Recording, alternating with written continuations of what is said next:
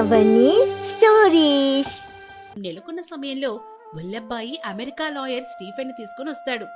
రాఘవయ్య గారికి అమెరికాలో కోట్ల రూపాయల అప్పుందని, ఆ అప్పు తీర్చడానికి ఈ 10 ఎకరాల పొలం అమ్మక తప్పదని ఒక వీలునామా చూపిస్తాడు. ఆ వీలునామాపై జానకమ్మ సంతకం ఉండడం చూసి అవని నివ్వెరపోతుంది. జానకమ్మ కన్నీళ్లతో ఏదో రహస్యం ఉందని చెప్పడంతో కథ ఉత్కంఠంగా మారింది. ఇప్పుడు ఏం జరిగిందో తెలుసుకుందాం. సత్యనారాయణ గారి ఇంట్లో గాలి కూడా భారంగా అనిపిస్తోంది. స్టీఫెన్ చేతిలోని కాగితాలు చూస్తూ అవని విగ్రహంలా నిలబడిపోయింది. సురేష్ ఆవేశంతో ఊగిపోతున్నాడు. బుల్లబ్బాయి మొహంలో ఒక వికృతమైన గెలుపు చిరునవ్వు కనిపిస్తోంది. అమ్మా, మళ్ళీ అడుగుతున్నాను, ఈ సంతకం నీదేనా? నాన్న నిజంగానే అప్పులు చేశారా? మనం అమెరికాలో అంత విలాసంగా బ్రతికింది ఈ అప్పులతోనా? అవని, నేను నీకు ఏ ముఖం పెట్టుకొని చెప్పాలి తల్లి? నీకన్నీ ఉన్నతమైనవి ఇవ్వాలని మీ నాన్న పడిన ఆరాట నాకు తెలుసమ్మా. కానీ ఆ అప్పులు మన లగ్జరీ కోసం కాదు. అబ్బో, ఇక చాలా ఆపండి సెంటిమెంట్ డ్రామాలు. సొంతగా నీది అని ఒప్పుకున్నావు కదా. స్టీఫెన్ గారు చెప్పింది తిన్నారు కదా. ఈ ఆస్తి ఇప్పుడు అప్పుల్లో ఉంది. దీని వేల వేస్తే మీ పరువు బజార్లో పడుతుంది. అందుకే నేను ఒక ఆఫర్ ఇస్తున్నాను. ఈ 10 ఎకరాలు నాకు రాసిచ్చేయండి. మీ అప్పులన్నీ నేనే తీర్చేస్తాను. ఏయ్ బుల్లబ్బాయ్, నోరు అదుపులో పెట్టుకో. మా అప్పు మేమే తీర్చుకుంటాం. నీ కన్ను మా పొలం మీద పడిందని మాకు తెలుసు. ఈ డ్రామా అంతా నువ్వు ఆడింది కదా. మిస్టర్ సురేష్, ఇది లీగల్ మ్యాటర్. రాఘవయ్య గారు అమెరికాలో గ్రీన్ టీ కంపెనీలో ఇన్వెస్ట్ చేశారు. అది లాస్ అయింది. ఆ మనీ బ్యాంక్ నుంచి లోన్ తీసుకున్నారు. ఇక్కడ ఉన్న ఈ డాక్యుమెంట్స్ అన్ని జెన్యూన్. జానకమ్మ గారు దీనికి witness. Stephen, green tech company దివాలా తీసింది 2 ఏళ్ల క్రితం. నానప్పుడు తన షేర్స్ అమ్మేశారు. అప్పెలా ఉంటుంది? అని బాండ్ పేపర్ మీద ఉన్న డే చూస్తుంటే నాన్న హాస్పిటల్లో ఉన్నప్పుడే అనిపిస్తోంది. అది అది హాస్పిటల్లో ఉన్నప్పుడే ఆయనకు తెలిసింది. ఆ తర్వాత మీరు ఇబ్బంది పడకూడదని అందుకే జానకమ్మతో సంతకం చేయించారు. అవునా కదా వదినా? అవునవని, ఆయన ఆఖరి రోజుల్లో చాలా టెన్షన్ పడ్డారు. నేను ఆయన బాధ చూడలేక అడిగిన చోటల్లా సంతకాలు చేసేశాను. అవని గదిలోకెళ్లి తలుపులేసుకుంది. ఆమెకు తెలుసు, తన తండ్రి రాఘవయ్య ఎప్పుడూ ఒక పద్ధతి ప్రకారం బ్రతికే మనిషి. ఆయన అప్పులు చేసి ఆస్తిని తాకట్టు పెట్టే రకం కాదు. ఆమె తన ల్యాప్టాప్ తెరిచి అమెరికాలోని తన ఆఫీస్ ఫ్రెండ్ కి కాల్ చేసింది. హే జాన్, నాకు ఒక అర్జెంట్ హెల్ప్ కావాలి. స్టీఫెన్ రోబర్ట్స్ అనే లాయర్ గురించి చెక్ చేయి. అండ్ గ్రీన్ టెక్ లో లోన్ అకౌంట్ నెంబర్ పంపిస్తున్నాను. అది క్లోజ్ అయిందో లేదో 5 minutes లో చెప్పు ప్లీజ్. సురేష్ అవని రూమ్ దగ్గరికి వెళ్ళాడు. అవని, తలుపు తీయవని. నువ్వు ఒంటరిగా బాధపడకు. ఆ పొలం పోతే పోయింది. మనం మళ్ళీ సంపాదించుకోవచ్చు. కానీ నువ్వు ఇలా ఇలా ఉండడం నేను చూడలేనవని. సురేష్ మాటలకి అవని తలుపు తీసింది. బావా, ఇది పొలం విషయం కాదు, నాన్న నిజాయితీకి సంబంధించిన విషయం. నాన్న ఈ పొలాన్ని తన ప్రాణం కంటే ఎక్కువగా ప్రేమించారు. దాన్ని అప్పు కోసం అమ్మే రకం కాదాయన. నాకేదో తేడా కొడుతుంది బావా. ఆ స్టీఫెన్ కాడు బుల్లబ్బాయి మనిషిలాగే ఉండడవని. వాడు ఇక్కడికి రావడమే వింతగా ఉంది. అవని ల్యాప్టాప్ చూస్తూ, బావా దొరికింది చూడు. స్టీఫెన్ రాబర్ట్స్ అనే లాయర్ లైసెన్స్ అమెరికాలో 6 నెలల క్రితమే రద్దయింది. వాడొక fraud. And green tech loan నాన్న ఎప్పుడో క్లియర్ చేసేశారు. ఇదిగో ఈ డిజిటల్ రిసిప్ట్ చూడు. అంటే అంటే ఆ వీలునమ్మా ఆ అప్పంతా అబద్ధమే. మరి మన అత్తయ్య గారు ఎందుకలా చెప్పారు? ఎక్కడ ఏదో రహస్యం ఉంది బావా. అమ్మకి నాన్న ఏదో చెప్పారు. అది అమ్మ మనసులో బరువుగా ఉంది. మన అమ్మని అడిగితే నిజం చెప్పదు. ఆ బుల్లబ్బాయి ముందే నిజాన్ని బయటకు లాగాలి. అవని సురేష్ మెల్లగా హాల్లోకొచ్చారు. ఏమ్మా అవనే, ఆలోచించుకున్నావా?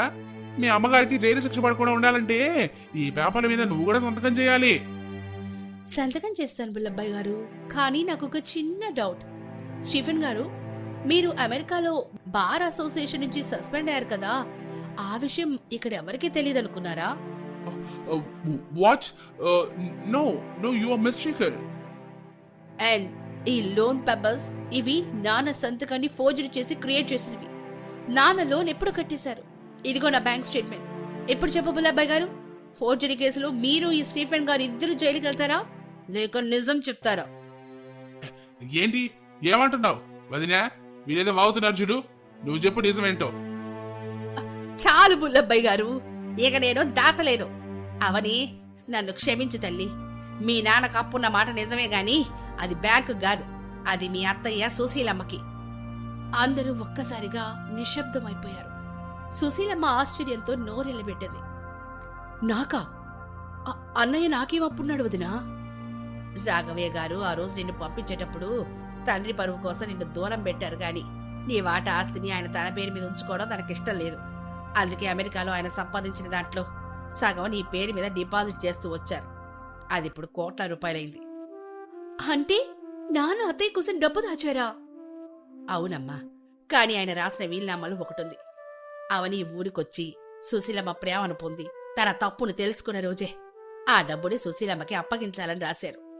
ఆ విషయం నాకు తెలుసు, కాని బుల్లబ్బాయికి ఎలాగో తెలిసి ఆ డబ్బుని తనే కొట్టేయాలని నాన్నకి అప్పుందని నన్ను భయపెట్టాడు. నువ్విక్కడ ఉండవని, నీకు ఈ ఆస్తి అక్కర్లేదని నాన్న సంతకం ఫోర్జరీ చేసి నన్ను ఒప్పించాడు. అప్పుడు సురేష్ బుల్లబ్బాయి దగ్గరికెళ్ళి, ఓహో, ఇది నీ కూతుంత్రం. మావయ్య దాచిన ప్రేమను కూడా నువ్వు అప్పుగా మార్చేసావా బుల్లెబ్బాయ్? ఎంతటి నీచమైన పని రానిది. అది అది నేను ఈ ఊరి క్షేమం కోసమే అంటూ భయంతో వెనక్కి తగ్గుతూ బుల్లెబ్బాయి అన్నాడు. చాలు బుల్లెబ్బాయ్, మమ్మల్ని విడగొట్టాలని చూసావు, కానీ రాఘవయ్య గారి ప్రేమ మమ్మల్ని కలిపింది.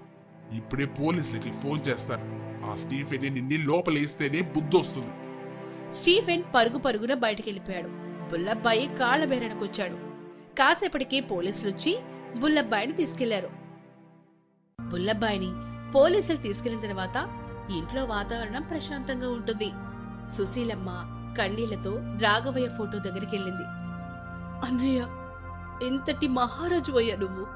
నన్ను దూరం పెట్టావని ఏడ్చాడు, కాని నా కోసం, నా కొడుకు కోసం నువ్వెంత దాచావా? నీ ప్రేమ ముందు ఈ కోట్లు ఎంత అన్నయ్యా? సుశీలమ్మ, ఆయన నీ మీద కోపంతో లేరు. తన తండ్రికి ఇచ్చిన మాట కోసం నలిగిపోయారు. అత్తయ్య, నాన్న డైరీలో ఉన్నది ఇదే. తన చెల్లెలకి న్యాయం చేయాలని ఆయన ఆశపడ్డారు. ఈ 10 ఎకరాల పొలం, ఆ డబ్బు అన్ని నీవే అత్తయ్యా. వద్దు తల్లి, ఆ డబ్బుతో మనం ఈ ఊరిని డెవలప్ చేద్దాం. అన్నయ్య పేరు మీద ఒక హాస్పిటల్ కడదాం. మాకు నీ ప్రేమ ఉంటే చాలమ్మా. చూసారా మా మావయ్య ఎంత స్కెచ్ చేశాడో? అటు చెల్లికి న్యాయం చేశాడు, ఇటు నాకు ఒక ఫారెన్ కోడలు ఇచ్చారు. మావయ్య, యు ఆర్ గ్రేట్. అప్పుడు అందరూ నవ్వుకున్నారు. జానకమ్మ మనసులోని భారం తగ్గిపోయింది. కొన్ని రోజుల తర్వాత వీరాపురం గ్రామం అంతా పండుగలా ముస్తాబైంది. పచ్చని తోరణాలు, మేళతాళాలు, ఊరంతా బంధువులు. సురేష్ అవనిల పెళ్లి వేడుక కన్నుల పండుగగా జరుగుతోంది. సురేష్, ఏంటి వరదలా, అమెరికాలో వైట్ వెడ్డింగ్ చేసుకుందామన్నావు? ఇప్పుడు ఈ పట్టు చీర, ఈ నగలు ఎలా ఉన్నాయి? బావా, ఆ వైట్ వెడ్డింగ్ లో ఈ కలర్ ఉండదు కదా బావా.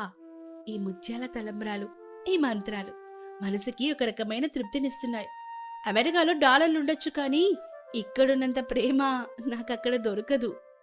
మరి పెళ్లి తర్వాత కూడా ట్రాక్టర్ తోలుతానన్నావు కదా, ముహూర్తం అయిపోగానే పొలానికి వెళ్దామా?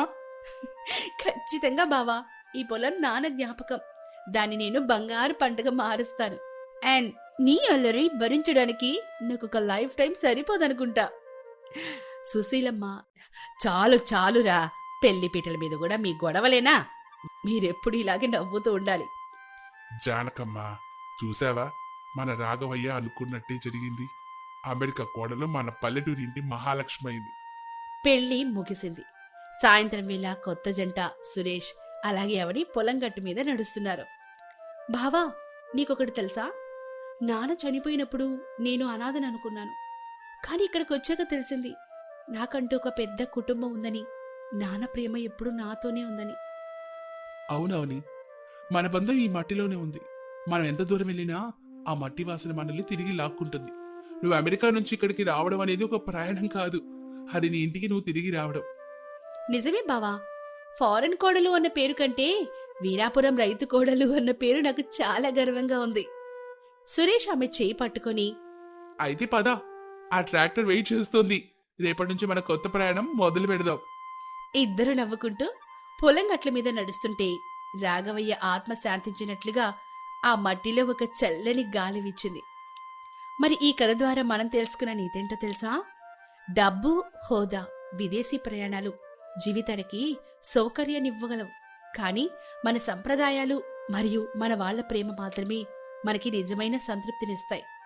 నిజాయితీతో కూడిన ప్రేమ ఏనాటికైనా గెలుస్తుంది. మన వారసత్వానికి కాపాడుకోవడమే మనం మన పెద్దలకిచ్చే నిజమైన గౌరవం. గత ఎపిసోడ్లో అవనిని కాపాడుకోవడానికి సురేష్ తల్లికి లొంగి ఆనంద్ రాసిన ఉత్తరాన్ని అనసూయకి ఇచ్చేస్తాడు. అనసూయ ఆ ఉత్తరాన్ని కాల్చేస్తుంది. కానీ అవని పరిస్థితి విషమించి గుండె ఆగిపోతుంది. అదే సమయంలో సురేష్కు సీను ఒక షాకింగ్ నిజం చెప్తాడు. అనసూయ కాల్చింది కేవలం జెరాక్స్ కాపీ అని, అసలైన లెటర్ తన దగ్గరే ఉందని. ఆ సమయంలో ఆస్పత్రి ఐసీయూలో వాతావరణం ఉద్రిక్తంగా మారింది. సురేష్, సీను ఆందోళనగా ఉన్నారు. అమ్మాయి లే, ఆ రాక్షసి గెలవకూడదు, నువ్వు లేవాలి. అవని నువ్వు వెళ్ళకూడదు, నేను గెలిచానవని. మన దగ్గర సాక్షి ఉంది, దయచేసి కళ్ళు తెరు. డాక్టర్ ఏదో ఒకటి చెయ్యండి. అలా చెప్పి సురేష్, సీను ఐసీయూ బయటకొచ్చి భయంతో వణికిపోతున్నారు. డాక్టర్, నర్సుల సాయంతో ఐసీయూలో అవనిని పరిశీలిస్తూ ఉన్నారు. వైద్యం పూర్తయింది. డాక్టర్ ఐసీయూ నుంచి బయటకొచ్చి షీఈస్ బ్యాక్ అని చెప్తాడు. సురేష్ ఆనందంతో దేవుడికి దండం పెట్టుకుంటూ thank you God, thank you. Seenu, Suresh ఇద్దరి కళ్ళల్లో ఆనంద బాష్పాలు. బాబు గారు, అవని గారు గెలిచారు. ఇక గెలవాల్సింది మనమే. అనసూయ గారికి అసలైన షాక్ ఇవ్వాల్సిన టైం వచ్చింది. సురేష్ కళ్ళల్లో నిప్పులు కురిపిస్తూ అవును సీను, అవని కోలుకోగాని ఈ నాటకానికి ముగింపిస్తాను. ఈసారి మా అమ్మ గుండె ఆగినా సరే నేను మాత్రం ఆగను. 3 రోజుల తర్వాత ఉదయం 10 గంటలు జూబ్లీహిల్స్ లోని అనసూయ ఇల్లు. ఇల్లంతా పూలతో అలంకరించింది. బయట మీడియా వ్యాన్లు కూడా ఉన్నాయి. అనసూయ చాలా దర్జాగా తయారైంది. అనసూయ, నీ తెలివికి దండం పెట్టాలే. ఆనంద్ వర్ధంతిని ఆనంద్ మెమోరియల్ చారిటీ ట్రస్ట్ ప్రారంభోత్సవంగా మార్చావు. మీడియా మొత్తం వచ్చింది. ఇప్పుడు నీ పరువు ఆకాశంలో ఉంటుంది. పరువును కాపాడుకోవాలంటే ఇలాంటి ట్రిక్సే ప్లే చేయాలి రాజీ. ఆ సురేష్ గాడు ఆసుపత్రిలో ఏడుస్తుంటాడు. ఆ అవని సత్య ఉంటుంది. ఒకవేళ బతికినా వాడి దగ్గర సాక్ష్యం లేదు కదా. నా సామ్రాజ్యం సేఫ్. అప్పుడు ప్రారంభోత్సవానికి వచ్చిన మీడియా రిపోర్టర్ ఇలా అంటాడు. మేడం, లైవ్ స్టార్ట్ అవుతోంది, మీరు స్టేజ్ మీదకి రండి. గెస్ట్ అందరు వచ్చారు. అనసూయ స్టేజ్ మీదకెక్కి మైక్ తీసుకుంది. కెమెరాలన్నీ ఆమె వైపే ఉన్నాయి. నమస్కారం. ఈరోజు నా పెద్ద కుమారుడు ఆనంద్ జ్ఞాపకార్థం పేదోళ్ల కోసం ఈ ట్రస్ట్ని స్థాపిస్తున్నాను. నా కొడుకు ఆనంద్ ఎంతో గొప్పవాడు, సంస్కారం ఉన్నవాడు. సరిగ్గా అప్పుడే గేటు దగ్గర ఒక అంబులెన్స్ సైరన్ మోగింది. అందరూ అటువైపు తిరిగారు. అంబులెన్స్ వెనక సురేష్ కారు కూడా వచ్చింది. అనసూయ, సురేష్ వచ్చాడే, కానీ అంబులెన్స్ ఏంటి? బాడీ తీసుకొచ్చాడా? అయ్యో పాపం, అవని చనిపోయినట్టుంది. మీడియా ముందు సింపతి కొట్టేయడానికి ఇదే మంచి ఛాన్స్. అయ్యయ్యో, నా చిన్న కోడలు ఆరోగ్యం బాలేదని చెప్పాను కదయ్యా. బహుశా ఏదో జరగరాందే జరిగుంటుంది అని మైక్లో ఏడుస్తుంది. సురేష్ కారులోంచి దిగాడు. అంబులెన్స్ లో నుంచి సీను ఒక వీల్ చైర్ని దించాడు. అందులో అవని కూర్చొనుంది. ఆమె ముఖం ఇంకా పాలిపోయింది, కాని కళ్ళల్లో ధైర్యం ఉంది. ఆమె చేతిలో సెలైన్ బాటిల్ స్టాండ్ సీను పట్టుకున్నాడు. మీడియా వాళ్ళు కెమెరాని జూమ్ చేస్తూ, అదిగో సురేష్ గారు, ఆయన భార్య బతికి ఉన్నారే. ఆ సమయంలో సురేష్, సీను వీల్ చైర్లో అవనిని తీసుకొస్తూ స్టేజ్ వైపు నడుచుకుంటూ వచ్చారు. అనసూయ ముఖంలో రంగులు మారాయి. సురేష్ నేరుగా స్టేజ్ మీదకెక్కి అనసూయ చేతుల నుంచి మైక్ లాక్కున్నాడు. మైక్ వదలకుండా గట్టిగా పట్టుకుంది అనసూయ. సురేష్, ఏం చేస్తున్నావురా? ఇది లైవ్, కిందకు దిగు. సురేష్ మైక్ లాక్కొని, అవును మమ్మీ, ఇది లైవ్ కాబట్టి మాట్లాడుతున్నా. రికార్డెడ్ అయితే నువ్వు ఎడిట్ చేస్తావు కదా. అందరు షాక్ అయ్యారు. మీడియా ఆసక్తిగా చూస్తోంది. సురేష్ మీడియా వైపు తిరిగి, అందరికీ నమస్కారం. మా అమ్మగారు, నా అన్నయ్య ఆనంద్ ఎంత గొప్పవాడో చెప్తున్నారు కదా, కానీ నిజం వేరే ఉంది. ఈ ట్రస్ట్, ఈ చారిటీ అంతా ఒక ముసుగు, ఒక అబద్ధాన్ని దాచడానికి వేసిన రంగు. నోరు ముయ్యిరా, ఆస్తులు చిల్లి గవ్వ కూడా ఇవ్వడం, రోడ్డున పడిపోతావు. ఆస్తి కాదు మమ్మీ, నిజం ముఖ్యం. ఫ్రెండ్స్, 8 ఏళ్ల క్రితం నా అన్నయ్య ఆనంద్ చనిపోయింది యాక్సిడెంట్ లో కాదు, డ్రగ్స్ మత్తులు. మీడియా వాళ్ళంతా షాక్ అయ్యారు. జనం గుసగుసలాడారు. అనసూయ ఏమో వణికిపోయింది. నా అన్నయ్య డ్రగ్స్ కి బానిసయ్యాడు. కానీ ఆ నిందను మా అమ్మ ఒక అమాయకమైన అమ్మాయి మీద వేసింది. ఆ అమ్మాయి నా భార్య అవని. వీల్ చైర్లో ఉన్న అవనిని చూపిస్తూ అంటాడు. ఈమెను ఇన్నాళ్ళు ఒక హంతకురాలుగా చిత్రీకరించి చంపడానికి ప్రయత్నించింది. అబద్ధం! వీడు ఆస్తి కోసం నా మీద నిందలేస్తున్నాడు. వీడికి పిచ్చి పట్టింది. సాక్ష్యమేది? అప్పుడు సీను ముందుకొచ్చి, సాక్ష్యం ఇదిగోండి మేడం. అప్పుడు సీను జేబులోంచి ప్లాస్టిక్ కవర్లో ఉన్న ఆనంద్ లెటర్ తీసి పైకి చూపించాడు. అనసూయ షాక్తో, అది అది నేను కాల్ చేశానుగా. నువ్వు కాల్చింది జెరాక్స్ కాపీ మమ్మీ. ఒరిజినల్ ఇదిగో. ఇందులో ఆనంద్ అన్నయ్య స్వయంగా రాశాడు. నేను డ్రగ్స్ అడిక్ట్ ని, అవని దేవత. ఆమె నన్ను మార్చడానికి ప్రయత్నించింది కానీ నేను వినలేదు అని. సీను ఆ లెటర్ని మీడియా వాళ్ళ చేతిలో పెట్టాడు. నిజం బట్టబయలైంది. మీడియా అనసూయను ప్రశ్నలతో ఉక్కిరి బిక్కిరి చేస్తోంది. మీరు సొంత కొడుకు నిజాన్ని దాచి కోడల్ని వేధించారా? ఆమెను చంపడానికి ప్రయత్నించారా? అంటూ ప్రశ్నల వర్షం కురిపించారు. కాదు కాదు, అబద్ధం! ఆ లెటర్ ఫేక్, అవని ఫేక్ అంటూ పిచ్చిదానిలాగా అరుస్తోంది. చాలు మమ్మీ, ఇంకా నటించకు. నీ పరువు, నీ హోదా, నీ గర్వం అన్నీ ఈ రోజుతో అంతమయ్యాయి. నువ్వు ఓడిపోయావు. సురేష్ స్టేజ్ దిగి అవని దగ్గరికి వెళ్ళాడు. అవని కళ్ళల్లో నీళ్లు తిరిగాయి. ఆమె సురేష్ చేతిని గట్టిగా పట్టుకుంది. ఏవండి, థ్యాంక్ యూ. థ్యాంక్స్ నాకు కాదవని, మన సీనుకు చెప్పు. వాడు లేకపోతే ఈరోజు మనం లేం. వాడు దొంగగా ఇంట్లోకి వచ్చి మనకి ప్రాణభిక్ష పెట్టాడు. అప్పుడే అక్కడికి పోలీసులు వచ్చారు. కానీ ఈసారి సిఐ రుద్ర కాదు, డీసీపీ వచ్చారు. రుద్రని సస్పెండ్ చేసినట్లు, అనసూయను విచారణకు తీసుకెళ్తున్నట్లు చెప్పారు. అనసూయ సురేష్తో, సురేషు, ఎంత పని చేశావురా? కన్న తల్లిని జైలుకు పంపిస్తావా? నీకు ఈ ఆస్తి దక్కదు, ఈ ఇల్లు దక్కదు. శపించెళ్తున్నాను. నీ ఆస్తి, నీ ఇల్లు నాకు అక్కర్లేదు మమ్మీ. అందులో క్రూరత్వం తప్ప ప్రేమ లేదు. నేను ఈ ఇంటిని వదిలేస్తున్నాను. ఆ సమయంలో అనసూయను పోలీసులు తీసుకెళ్లారు. గెస్ట్లందరూ వెళ్ళిపోయారు. ఇల్లు నిర్మానుష్యంగా మారింది. సురేష్, అవని, సీను వీళ్ళు మాత్రమే గేటు దగ్గరున్నారు. అప్పుడు సురేష్ తండ్రి అక్కడికి వస్తాడు. సురేషు, వెళ్ళిపోతున్నావా నాన్న? అవును డాడీ. ఈ ఇంట్లో గోడలు మనుషుల కంటే ఎక్కువ మాట్లాడతాయి. ఇక్కడ ఉండలేను. నేను పిరికివాడిని నాన్న. మీ అమ్మకు భయపడి ఇన్నాళ్ళు మౌనంగా ఉండిపోయాడు. కానీ ఈరోజు నువ్వు చేసిన పని చూసి గర్వపడుతున్నాను. ఎలు నాన్న, బతుకు. కానీ ఖాళీ చేతులతో ఎలా వెళ్తావు? ఖాళీ చేతులు కావు డాడీ. నా దగ్గర నా భార్య ఉంది. నన్ను నమ్ముకున్న స్నేహితుడు సీను ఉన్నాడు. నా ఆత్మవిశ్వాసం ఉంది. అంతకంటే ఏం కావాలి? అలా సురేష్ అవనిని తీసుకుని సీనుతో కలిసి ఆ పెద్ద ఇంద్రభవనం గేటు దాటి బయటకొచ్చాడు. వెనక్కి తిరిగి చూడనే లేదు. అది 1 సంవత్సరం తర్వాత వసంతకాలం. హైదరాబాద్ శివాలలో ఒక చిన్న పెంకుటిల్లు. ఇంటి ముందు చిన్న తోట. అక్కడ రంగురంగుల పూలు పూసున్నాయి. అవని పూర్తిగా ఆరోగ్యంగా ఉంది. ఆమె మొక్కలకు నీళ్లు పోస్తోంది. సురేష్ చిన్న ఆర్గానిక్ ఫుడ్ బిజినెస్ ని స్టార్ట్ చేశాడు. అవని, గుడ్ న్యూస్. మన ఆర్గానిక్ ఫుడ్ బిజినెస్ కి ఫస్ట్ పెద్ద ఆర్డర్ వచ్చింది. నిజంగానా? చాలా మంచి వార్తండి. లోపలుంచి సీను కూడా వచ్చాడు. అతనిప్పుడు ఆ ఇంట్లో ఒక కుటుంబ సభ్యుడిగా, సురేష్ బిజినెస్ పార్ట్నర్గా ఉన్నాడు. బాబుగారు, స్వీట్ తేవాలి కదా మరి. ఊరికే చెప్తే ఎలా? తెచ్చానురా దొంగ మొహ. ఇదిగో జిలేబీ. ముగ్గురు కలిసి ఇంటి వరండాలో కూర్చొని స్వీట్లు తింటున్నారు. వాతావరణం చాలా ఆహ్లాదకరంగా వెచ్చగా ఉంది. ఏవండి, ఒక్కసారి వెనక్కి చూస్తే ఏమనిపిస్తుంది? ఆ పెద్ద బంగ్లా, ఆ ఏసీ గదులు మిస్ అవుతున్నారా?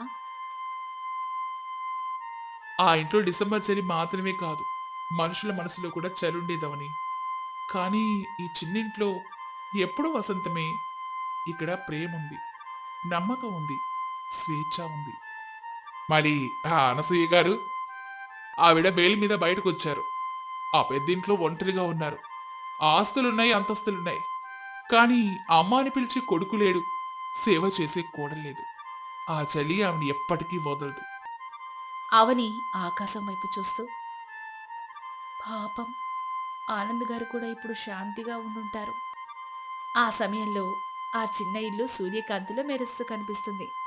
ధనం ఉంటే ఇల్లు కట్టొచ్చు, కానీ కుటుంబం కట్టలేం.